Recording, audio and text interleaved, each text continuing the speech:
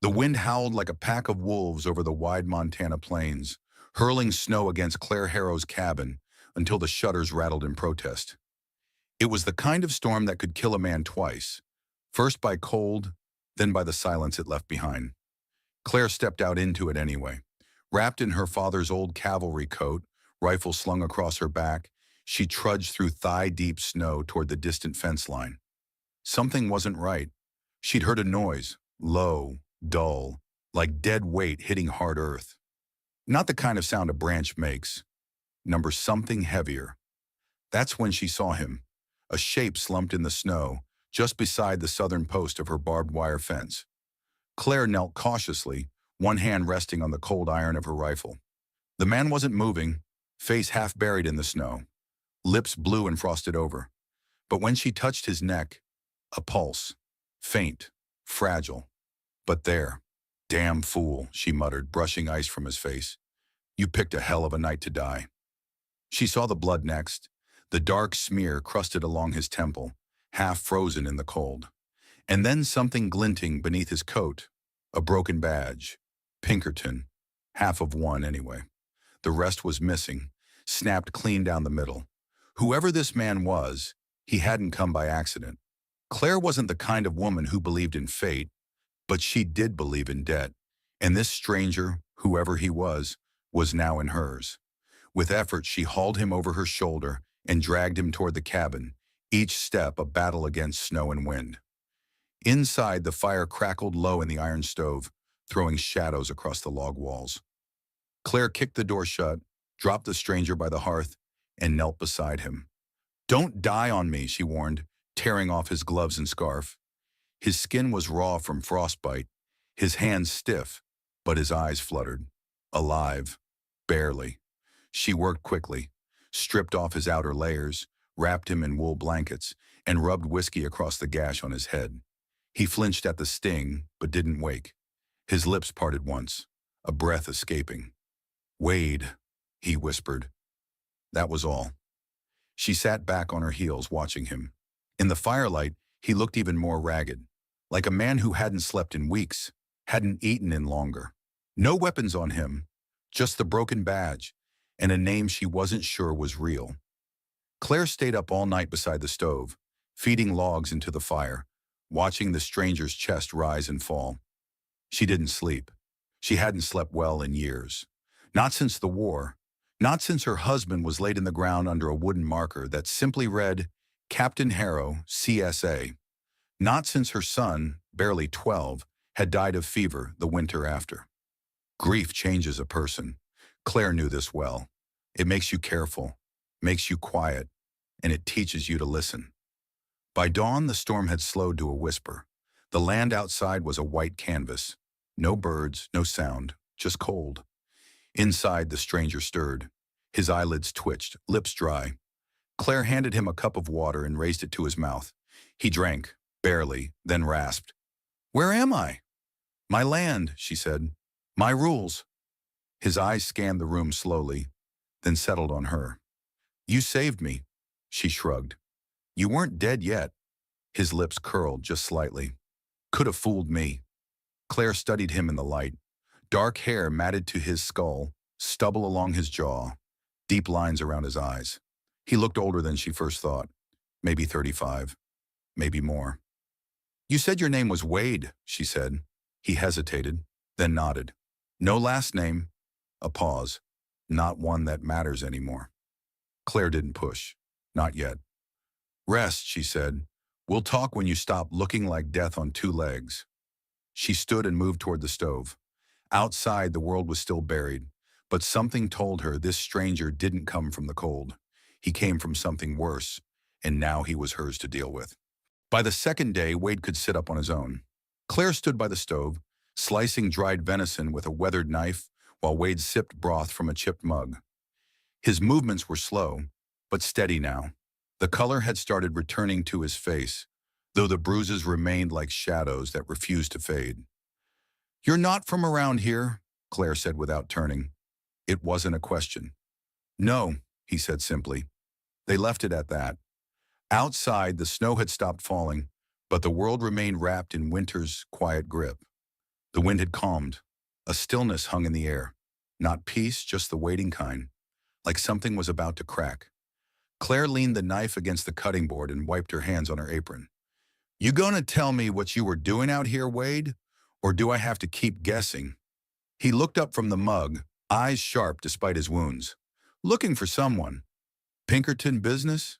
His brow twitched. Used to be. She crossed her arms. That half badge says otherwise. Wade nodded slowly. Let's just say I asked the wrong questions. Didn't like the answers I found. Claire tilted her head. And they sent you out into a blizzard to die? Not exactly. He set the mug down. I left on my own. They just stopped coming after me. Claire didn't believe that for a second. That night the knock came. Sharp. Deliberate. Claire opened the door to find Reverend Thomas Bell and Abigail Fletcher, her former sister-in-law, standing in the snow like carved statues. Reverend Bell clutched a worn Bible. Abigail a tighter clutch of judgment. Claire, Abigail said, voice as cold as the wind. We heard you've taken in a man. I took in a dying man, Claire replied flatly. Not that it's your concern. It is when a woman of your standing brings shame on the Lord's house, Reverend Bell added, stepping forward. Unmarried, alone, sharing a home with... Enough. Claire's voice cut through the cold like steel. I buried my husband and my son. You think I care what people whisper over pie and prayer? Abigail flinched but stood her ground. Sin has a way of growing roots, Claire. We came to warn you. Claire's lips curled into something not quite a smile. Good. Now you can leave knowing you did your duty. She shut the door before they could reply. Wade was standing now, leaning against the wall. You okay? She didn't answer. Just stared at the door, breathing steady. I know that kind of talk, he said softly. People pretending they're saving you while they're just digging a hole to drop you in. She looked at him then, really looked. He didn't carry a gun, but there was something about the way he held himself, the way his eyes scanned the room like he'd measured every threat. You're not just some ex-agent, she said. You've seen things. He nodded. And I've got the scars to prove it. Wade leaned forward slightly. There's a judge in town named of Harold Meeker. Behind closed doors, he's been buying up deeds that ain't his, forging papers, forcing old war widows off their land. Claire's eyes narrowed. My land? He didn't answer. He didn't have to. You came here because you thought I was next. I came because I thought someone might listen. She turned back to the fire. Then you're a damn fool. Maybe, Wade said, but I don't regret it. They sat in silence for a while, the kind that didn't feel so heavy anymore. Outside, snow started to fall again, slow and soft like ash. But something had shifted in the air. He hadn't come to protect her. He'd come for justice. And now Claire wasn't sure where one ended and the other began. They buried him at sunrise. Not Wade, at least not the real Wade. The man laid to rest in the pine coffin, lowered into frozen earth behind Claire's barn, was an idea, a fabrication, a necessary ghost. Claire had carved the name Unknown Traveler into the small wooden cross. She said a few words, not for the crowd, there wasn't one, but for the wind, and maybe for Wade himself, who stood a few yards away beneath a wool coat too big for his frame. The morning frost glittered like glass over the field. The preacher hadn't come. Claire hadn't asked. Reckon it's not the worst burial I've had, Wade murmured, watching the dirt fall in soft thuds. Let's hope it's the last, Claire replied, pulling her scarf tighter. From that moment forward, Wade Dillon was officially dead. That should have offered some safety. No name, no badge, no more pursuers. But in a town like Billings Gap, death didn't mean you were forgotten. It meant someone else got to rewrite your story. The day after the funeral, Claire rode into town for supplies. The general store went quiet the second she stepped in. Eyes shifted, tongue stopped. She didn't flinch. Behind the counter, Mr. Greeley's hands fumbled the salt sack. Morning, Mrs. Harrow. Afternoon, she said, dropping coins on the worn oak. Don't suppose you've seen a ghost today? He blinked. Beg pardon? You know, tall fella, scar over his left eye, federal badge once pinned to his coat. Greeley swallowed hard. No, ma'am. She took her change and left without another word. By the time she returned home, Wade had mended 2 fence posts and split a day's worth of kindling. His strength was returning, and so was his clarity. "They'll come sniffing," he said that night over a quiet supper. "They already are," Claire replied. Wade looked toward the window, as if he could see the town from there. "I should move on." "No." Claire's voice was flat, final. "You're not leaving." Wade raised an eyebrow. "That right?" "You brought a storm to my doorway, Dylan," she said. "I buried the body. I'm not about to unearth it just so you can bleed alone somewhere else." He stared at her for a long moment, then nodded. That night he didn't sleep much. Neither did she. 2 days later, the pressure came. 3 men arrived just after noon in a polished black wagon, the kind used more for intimidation than travel. One was a lawyer. One was a banker. The last was Judge Meeker himself. They stood at her fence like they owned it, hats in hand and lies ready. "Mrs. Harrow," Meeker said with a smile that never reached his eyes, "we've heard you're struggling with the upkeep of your property." Claire folded her arms. "I'm not." "Times are hard," the banker added. "A generous buyout could ease the burden." "I'm not selling." They kept smiling, but their eyes sharpened. "There are whispers," Meeker said softly, "about a man on your land. A stranger, a criminal even." Claire stepped forward, boots crunching the frost-bitten dirt. "You want to make this legal?" she said. "Bring a warrant. Otherwise, get the hell off my property." The banker lost his smile first. The lawyer followed. Meeker tipped his hat with a sneer. "We'll be in touch." They rode off in silence, leaving tracks in the snow. That evening, Wade handed Claire a worn leather satchel. Inside were folded papers, old, yellowed, but official. Federal records, deeds, maps, letters. "These," he said, "prove everything." Claire's eyes scanned the pages. "This is enough to burn the whole town to the ground." He nodded. "Which is why they'll come harder next time." She folded the documents carefully. "Then we make sure they regret it." No love had been spoken between them. No kiss exchanged. Just the quiet understanding of 2 people who'd buried too much and still stood. The world would try to dig them under again, but this time, they'd be ready. The knock didn't come in the dead of night. It came at noon. Claire was peeling potatoes by the window when she saw them. 6 men on horseback, riding slow and wide across the field. No sheriff's stars, no court orders, just rifles across their saddles and hatred in their eyes. "They didn't even wait for darkness," she muttered, tossing the blade into the sink. Wade was already at the door, rifle in hand. "They want to make a show of it.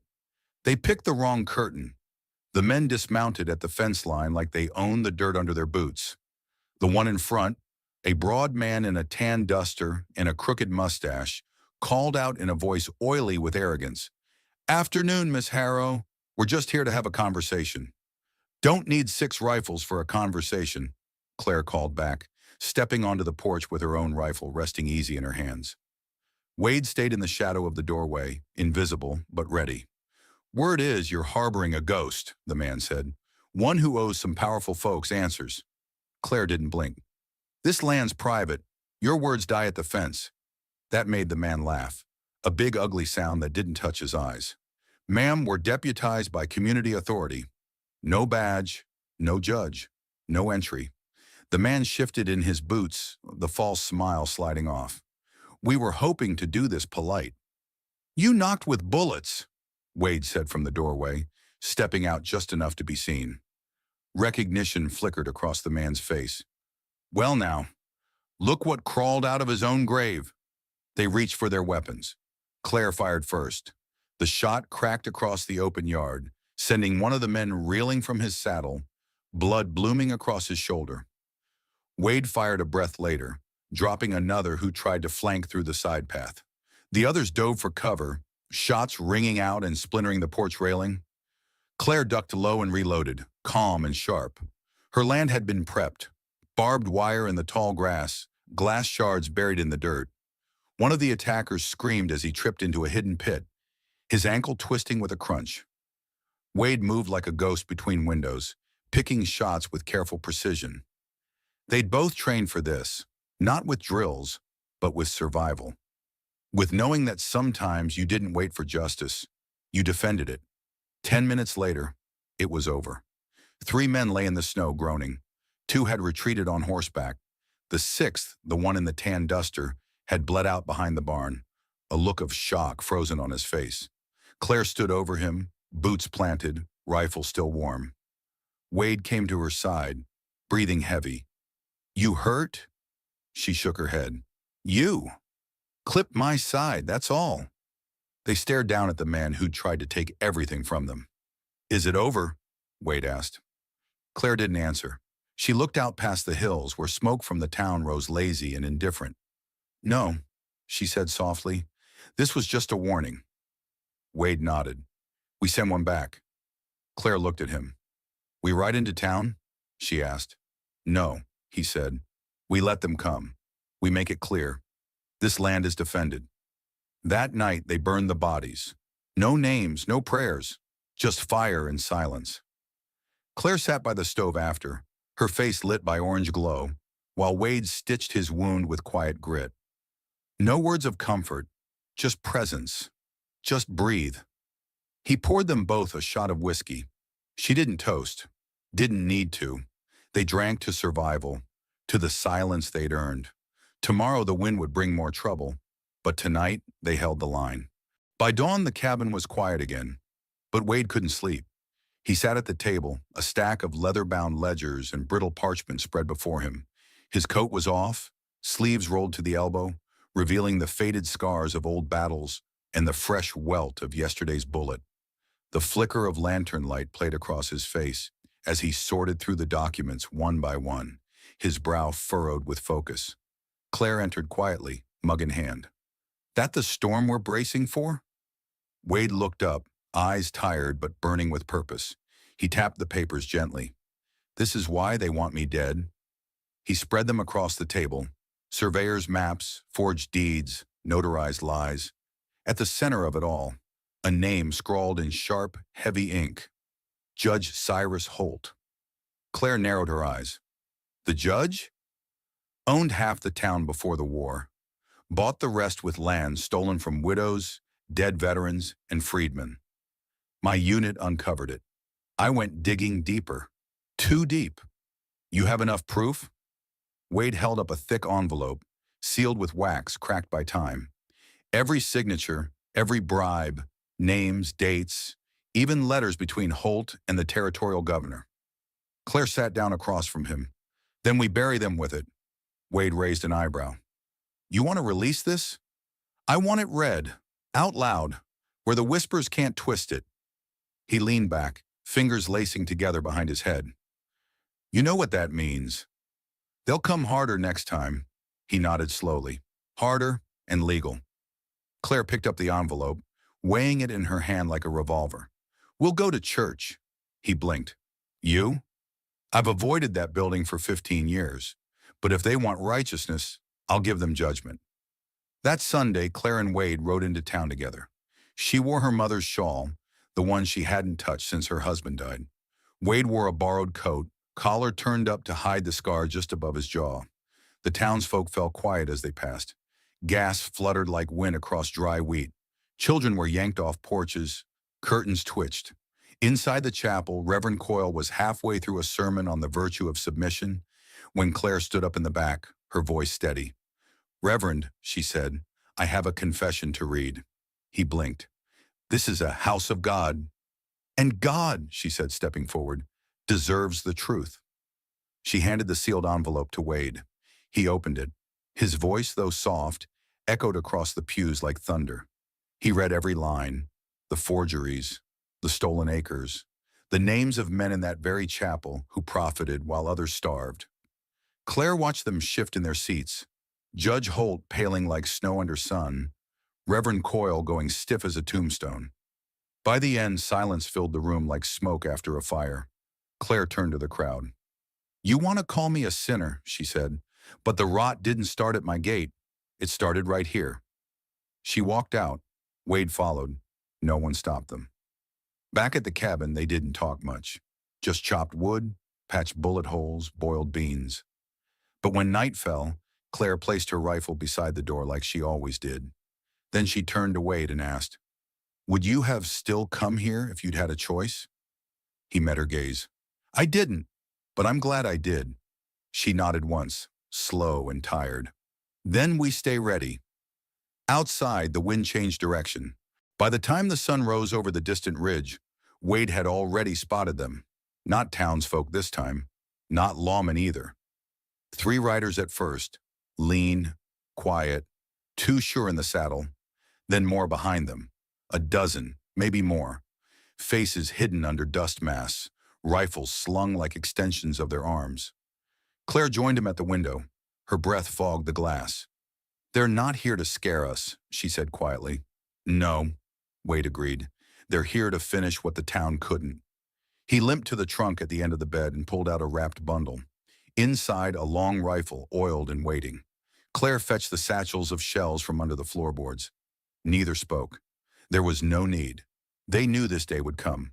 By noon, the sun hung overhead like an executioner's lantern. The mercenaries stopped just beyond the tree line. Their leader, a broad man with a beard like barbed wire, raised a hand. We want Wade Mercer, he called. Give him up, and we'll spare the widow. Claire stepped onto the porch. Her coat flapped in the wind. Funny, she said, voice hard as rawhide. I didn't ask what you wanted. The bearded man chuckled, but it didn't reach his eyes. You got 10 minutes. Take 5, Claire shot back, and pray your boots can outrun bullets. They retreated into the cabin and took their places. Claire on the rooftop again. Wade crouched behind the wagon, rifle braced, pain pulsing in his wounded leg. The air felt tight, brittle. Then, gunfire. It roared through the valley like a breaking dam. Claire's first shot dropped a rider clean off his horse. Wade's second punched through a mercenary's chest, sending him tumbling like a sack of wheat. The cabin shook as bullets tore into it. Planks split, windows shattered. Smoke filled the air, thick and choking. Still, they fired back, calm and deadly. One mercenary made it to the porch. Claire shot him point blank, the recoil kicking her shoulder back like a mule. Wade dragged another down with a shot between the eyes just before the man lit the fuse to a stick of dynamite. Then came the worst of it. A blast rocked the side wall. Claire tumbled from the roof, hitting the snow with a grunt. Blood seeped from her temple. Wade crawled to her, dragging her behind the trough, breath ragged. Stay with me, he whispered, pressing his hand to the wound. Claire, stay. Her eyes fluttered. Not done yet. Together they pushed back, one bullet at a time, one breath at a time. When the dust settled, 5 bodies lay across the field. The rest? They'd fled, scared not just of death, but of something worse. People who didn't bend. Claire sat propped against a barrel, her hair matted with blood, but her eyes sharp. Wade knelt beside her, exhausted, bleeding, but alive. You said you didn't need protecting, he murmured. She smirked through the pain. I don't. You saved me anyway. I guess that makes us even. He helped her inside, stitched her wound with shaking fingers, then collapsed beside her by the fire. They didn't speak for hours, just listened to the wind. Now soft again, curling through the broken eaves. Days passed. They rebuilt. Again. Hammered planks, salted meat, dug deeper trenches. And one morning, Wade buried the Pinkerton badge behind the barn. No ceremony, just a stone on the dirt, unmarked. That life was over. Inside, Claire watched from the window. When he returned, she poured 2 cups of coffee and said, You think they'll ever stop coming? Wade shook his head. No. Still worth it? He looked around. The battered walls, the new beams, the woman who never flinched. Every damn minute. That night, they sat on the porch, side by side. No words, no fear. Just the stars above and the sound of a world that had finally mercifully quieted. The wind had changed direction, and this time, it was blowing in their favor. And so, across these unforgiving lands, another tale drifts away with the wind. If this quiet courage, this stubborn heart touched you in any way, leave a like, share your thoughts in the comments, and pass this story on to someone who needs it. Don't forget to subscribe. Because out here, there are still so many truths left to tell, each one carved from pain, hope, and dust. This is Wild West Stories. Thank you for watching.